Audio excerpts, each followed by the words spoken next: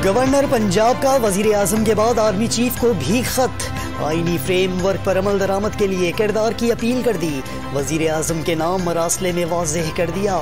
हमजा शहबाज के गैर आईनी इक़दामात के खिलाफ कार्रवाई से उन्हें कोई नहीं रोक सकता। परवेज इलाही साथ देने का वादा करके भूल गए, शुजात साथ खड़े हैं। साबिक सदर आसिफ जरदारी का दावा, कहा पीपी दौर में बरामदात 26 अरब डॉलर थी, आज कम होकर 25 अरब डॉलर हो गई।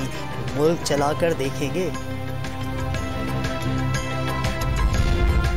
चौधरी शुजात ने खानदान में इख्तलाफात की खबरें अफवाहें करार दे दी। बिगाड़ की तमाम कोशिशें नाकाम होने का दावा।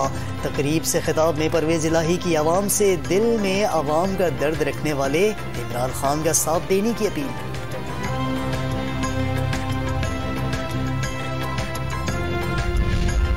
इमरान दौर के आखिरी साल प्रेस फ्रीडम इंडेक्स में 12 पॉइंट तनज़्ज़ुली हुई।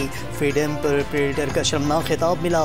वज़ीर आज़म शहबाज शरीफ का बयान, प्रेस और इजहार राय की आज़ादी के लिए पुरज़्म। 6 मई को मियांवाली में अजीमुल शान जलसा होगा। साबिक वज़ीर आज़म इमरान खान ने अपनी तहरीक का मकसद करप्ट लोगों से छुटकारा करार दे दिया। गवर्नर स्टेट बैंक रजा बाकर की मुद्दत मुलाजमत खत्म। हुकूमत ने मुर्तजा सैयद को कायम मुकाम गवर्नर स्टेट बैंक तैनात कर दिया। और ईद के दूसरे दिन तफरीह के बाद होटलों पर डिनर के प्रोग्राम। कराची से खैबर तक बारबेक्यू की दुकानों पर रश लग गया। शहरी मनपसंद खानों पर हाथ साफ करने लगे।